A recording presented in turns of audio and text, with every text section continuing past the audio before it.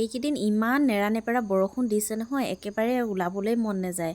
সেইকাৰণে ভাবিলোঁ একেবাৰে সন্ধিয়ালৈকে বজাৰ কৰি লোৱাই ভাল হ'ব।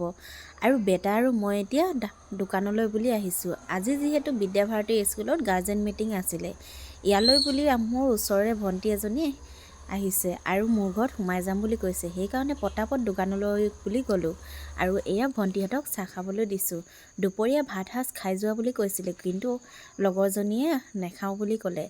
আৰু আমাৰ বেটাক দেখিছেনে, পৰি ধৰি এয়া কাপোৰ চেঞ্জ কৰি এতিয়া এইযোৰ কাপোৰ বাৰু কিমান দেৰি যায় ঠিকনা নাই, দেখিলেই নহয় আধা ঘণ্টাই নহ'ল।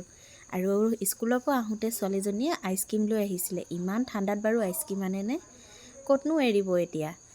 বৰষুণ দিলে ল'ৰা ছোৱালীবিলাকৰ কাৰণে বৰ কষ্ট হয়, কাপোৰ কানি লেতেৰা কৰিলে একেবাৰে নুশুকায়। আৰু এইফালে দেউতাকো আহি পালে, এতিয়া ইহঁতক ভাত খুৱাই মেলি আজৰি কৰিলোঁ। আৰু সন্ধিয়ালৈ এয়া ইহঁতক বাদাম ভাজি দিছোঁ। একেখন প্লেটতে খাব লাগে, দেখিছেনে, ইটোৰ পিছত সিটো সিহঁতৰ কাজিয়া। আৰু এইফালে ছোৱালীজনীয়ে বিচনাত পঢ়িব আহিলে আৰু ইয়াত এই বেটাই এনেকুৱাবিলাক কাম কৰিছে। টেবুলত পঢ়িব গ'লেও এনেকুৱাই কৰে। সন্ধিয়া আজি মই এয়া চানা দাইল আৰু এইফালে পুৰি বনাইছোঁ।